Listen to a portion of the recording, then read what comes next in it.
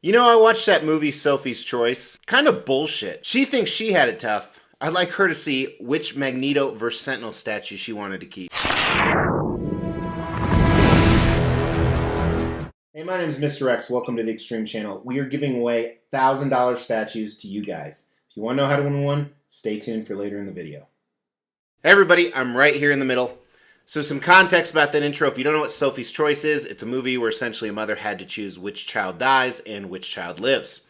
So obviously that was in jest, kind of. But choosing which custom Magneto vs. Sentinel statue is a pretty hard decision, as probably would be which child to live and which to die some days. But today we are looking at these two amazing custom statues. So these are quarter scale Magneto statues where the base is essentially made of a giant sentinel that he is destroying. And a little bit of background around these. The one on your right, my left, we're going to call it the hand because he's on a big hand. This is actually a statue I bought about 5 years ago. This is the prototype. It's hand painted by a professional painter. And many people argue, myself included, that it's the best Magneto statue ever made, which is a big order because there's been a ton of Magneto statues and a ton of them were actually very good. In my life, I've probably owned 15 or 20. A few years ago, I did this countdown right here that has 10 of them on it, I believe. Now, these two plus one other are the only Magneto statues I actually own anymore. So the other is this Magneto on throne right here that I recently got.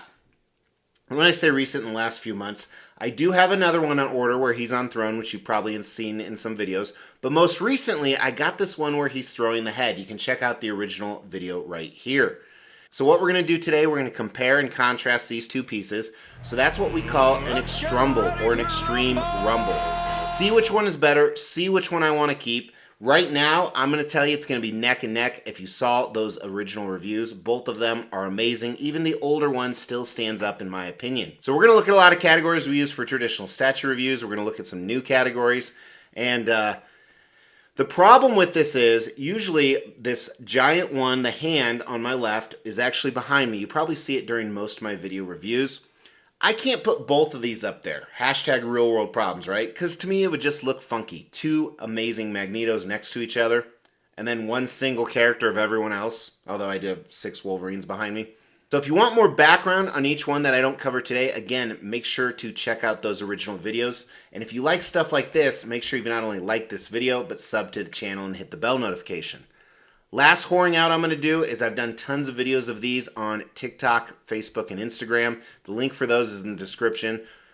Let's get started. First category we're going to talk about today is the base. Now, I'm considering the base everything but Magneto, which is incredibly difficult. On the hand one of the cool things about this is he didn't just destroy a Sentinel hand, but he destroyed a ton of humans, as evident from the guns. There's a big X in the back that he's created, again insinuating the X-Men, but he also killed some of the hardest to kill X-Men. You see Professor X's wheelchair, you see Cerebro, you see Wolverine's adamantium skeleton with even his Logan dog tags around it. So amazing, amazing base by all means. And I would normally say because of the extra fallen enemies, it beats the head Sentinel. So this base right here, while the head is absolutely amazing, it's torn up, it's shredded just like the hand is, it's even more so. So I'd give that a little bit of edge over the hand. But what I really like about this one is the magnetic field or the force field that he's been creating. Not really a force field, but the magnetic field. You see it in his hand, you see it on the base. And as I talked about in the review, this one he could be flying where the other one has ground behind him. So definitely both have their merits. But I think what really tips the scale for me, despite how amazing the Sentinel head is, it's still a 5 out of 5, is I love that they added all the guns and the X in the fallen X-Men on the other one with the destroyed Sentinel hand. So I think the base slightly goes to the hand statue, in my opinion. I'm not going to compare paint on these because, in my opinion, the hand statue is much better. It's professionally painted, so it's expected to be. Although Mrs. X was making a comment on she likes the newer one because it's a much lighter, where the artist Carlos decided to go much darker on the other Magneto, which I personally like. That's kind of my preference.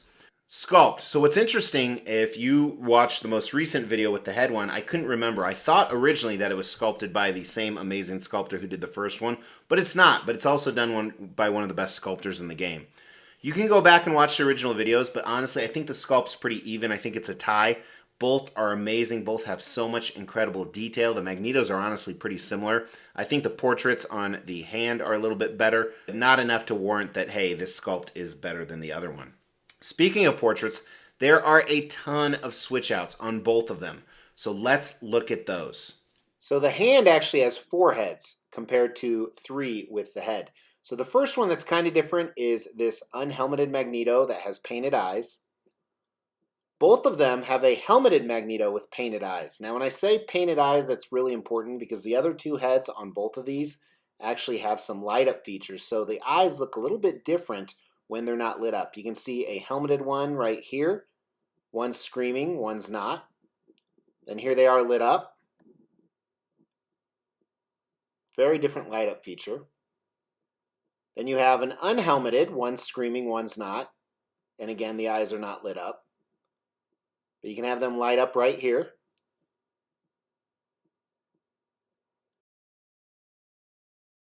They both have light up features. The head one is pretty cool. It's the Sentinel eyes, where there was just a small light up feature that doesn't work anymore on the hand. But the hand one has 2 different torsos and 2 different capes, and both are interchangeable. So here's one torso where he's kind of sticking his hand out to stop something, and you can have the cape flying to the back over the X. Or you can switch out the cape and have the cape draping down. It is a sculpted cape as well. Now here's the other torso. He's kind of raising things up. And as you see, you can use the same capes. You can have one that flows to the back. And this is why originally I wanted to buy 2 of these. Or you can have the cape draping to the ground with that torso as well. All right, so in my opinion, clearly it goes to the original hand one. Better switch out options, and they're all amazing. Displayability. So displayability, how easy is it to display? Well, one thing I like about both of them is while there's some awesome detail on the back, the majority is on the front. They are also about equal sizes. The head is a little bit taller, but very, very similar, honestly. One thing I will tell you, the head weighs quite a bit more. I'm guessing 30 to 50% more, which always makes it dangerous, especially when you're putting it on a cabinet. So I think that's a negative. And with that, the head is a lot harder to move because there's all these intricate parts and just the way the spine is. If you remember in the original video, I talked about how scared I am to move it. So displayability, I also give to the hand. I am shocked how much this is going in favor to the hand. So I wasn't going to dive into this as a concept because it's both Magneto destroying the Sentinel. And with that being said, the hand has more of a concept because it has the fallen enemies, so it kind of fell into the base. But one thing I do want to mention, while I don't think I'm going to grade this, if you really like continuity in your statue displays, and for example, you have an entire Sentinel line, kind of like I do, well, here on the hand one, he's already killed Professor X and Wolverine, so you really couldn't display him with those characters if you really like continuity. If you don't care about that, that's not really a big deal. Where the other one, you can display with other Magnetos, you can display with other Brotherhood, you can display against the X-Men, you can display with the X-Men. You know what? It's my channel. I make the fucking rules. Let's say continuity display options. That's really long, so I'm going to abbreviate it down below. Actually goes to the head. I want the head to win some categories because I can't emphasize enough how awesome the head actually is. But it's really interesting that the hand is beating in all these categories when it's so much older too. Let's talk about value. So the head cost around $1,500 US plus quite a bit shipping. Both were probably around the same price to ship. Both very expensive shipping. Where the prototype, I paid a lot more for that, but I believe the retail on these was about $2,000 for the hand, and that was 5 years ago. Edition size, very similar. I'd have to go back and check the video, but I feel like they made 60 or 70 of the hand, where they made 45 of the head. So the head was actually cheaper at retail, and they made less of them. So I think value definitely goes to the head. And I remember at one point, I actually had 2 of these on order, 2 of the hands. I had the prototype right here, and then I had a production piece because I wanted to display those different torsos. And I remember the production piece, they were flipping for like $3,000 to $4,000. But of course, it was a different economy then too. Both have the X factor. They're both absolutely amazing. I think in the end, I definitely think that you can't lose with either one. The truth is, I use these Xtrumbles more for me than you guys watching to try and figure out which one I'm going to keep. I'm going to keep them both. I need to figure out how I'm going to display it, and I think there's going to be a ton of moving around statues and figuring that out, so I'm going to do a video, so make sure you've not only liked this one, but you sub to the channel and hit the bell notification, especially if this breaks while I move it.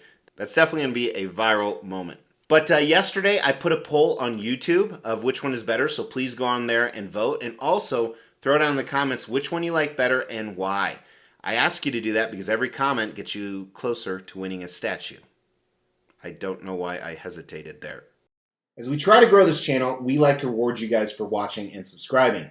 So because of that, every 5,000 milestone when it comes to subscribers, we give away a couple $1,000s worth of statues. We've actually given away over 20 statues. To win one was easy. First, you gotta be subscribed to the channel.